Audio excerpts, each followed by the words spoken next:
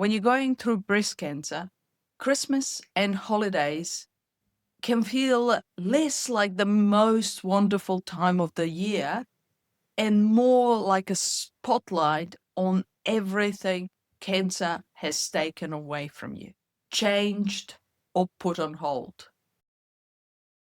Maybe you were diagnosed last week. Maybe your surgery was yesterday. Maybe you started chemotherapy and you're trying to get your head around all of this, what's happening. And you look everywhere around you, everyone is planning food, presents, trips, and family occasions. But you're planning scans, blood tests, wigs, and how you're going to go through next appointment without crying whole time. You might be thinking, how am I meant to smile and be happy when I don't even know what my future holds? Everyone wants to talk about the food and holidays, and my head is stuck on, am I going to get through this? Is this going to kill me? My body is changing. My life is falling apart. And how am I supposed to write Christmas cards? You feel guilty. You don't want to ruin Christmas for your kids, for your partner, parents, friends, and everyone around you. But you also don't want to fake it for everyone else and collapse the moment you get home. Here is the first thing that you have to actually say to yourself. This Christmas is going to feel like shit. It's going to be hard. You've had the life-changing diagnosis and you're in the middle of grueling treatments. And of course, you're going to feel like crap. But give yourself permission to say, this is a really tough Christmas for me. It doesn't make you negative or ungrateful. It makes you real. It makes you honest. And being honest is a much better place for you and your recovery to be than pretending that everything's fine. Because you can only pretend for so long and then things fall apart. If you're in the middle of chemotherapy, radiation treatment, hormone treatment, the holidays come with a different set of issues. Food tastes weird or like a cardboard.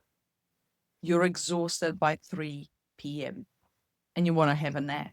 Your body doesn't feel like it's yours, doesn't look like yours. You're trying to juggle holiday appointments with school plays, with work commitments and parties and family expectations. And the world feels like it's just passing you by. But your body is telling you that you need to stop. You might also be worrying that you are that person that everyone is tiptoeing around, that people are staring at your hair or your eyebrows or your chest or your weight or your face, and that you need to cancel your plans at the last minute. But this is a tip. Choose one person that you really, really, truly trust that's going to be there beside you, that's going to support you, and tell him or her, this is what I'm scared of. This is what I might need.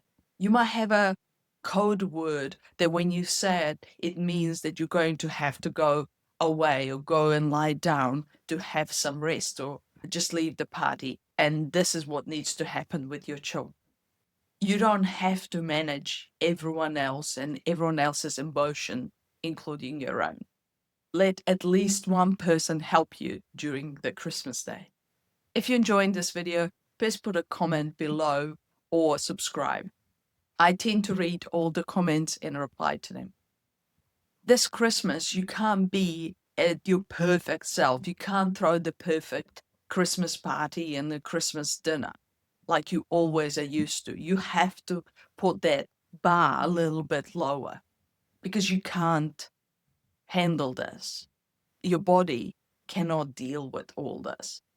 What you want to aim is that you have one really nice memory of that day, the meal that you might have enjoyed, or family tradition that you really enjoy being part of. Hopefully nothing too strenuous, because you may not have energy to participate in some sports like cricket. And there is nothing wrong watching your family open their presents in your pajamas. Actually, I quite like that.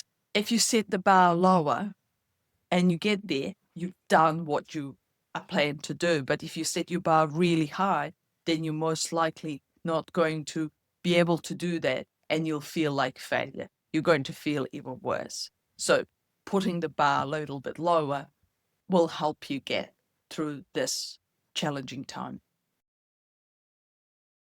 Now, if you finish treatment, everyone around you might be saying, great, that's done. It's back to normal. And sometimes you might be thinking this as well. Your scans are clear, your hair is back, your scars have faded. From the outside, you look well. But on the inside, you might feel completely different. You might be living with fatigue or pain. You might be feeling anxious about every single egg scan or follow-up appointment. You might be on hormone tablets that affect your sleep, your brain function, your energy, and your sex life. And you will be grieving still for the body you've lost. And the Christmas and holidays just come back as a reminder of what you have lost. Reminder of how much your life has changed for you as well as for people you love. The hardest part of survivorship is difference between how you look and how you feel. There is often a huge gap between those two. And people will always tell you, you must be so happy that it's all over. At least you can put it all behind you now. But you might be thinking, what if it comes back? Why do I feel sad, depressed, numb when everyone else has moved on? Part of survivorship is learning that it's okay to be affected for a long time with this life-changing diagnosis that you just got. A cancer doesn't keep its calendar. It doesn't stop reminding you, doesn't stop impacting you when you stop going to the appointments, when treatment has finished. It just pops up every now and then. Is it back? So during these holidays, you should talk about what you feel like, what you're worried about. It's part of getting better. But also create new traditions that fit the new person you've become. Your body has changed, and so have you. And you always should be able to say, this time of the year is truly hard for me. So where does this leave you? You might be newly diagnosed, in the middle of the treatment, past all of your treatment, and trying to work out who you are right now. The holidays are coming, whether you're ready or not.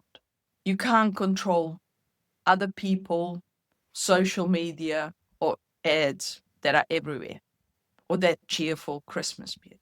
But there are a few things that you can control. As a parent, you always feel pressure to make this Christmas time magical for kids, and that you should make the most of it and you should be positive. And this whole pressure can be quite crushing, because trying to make it perfect and magical for everyone else will leave you completely empty of energy. You'll just collapse at the end of the day. So before the holidays, ask yourself 2 questions.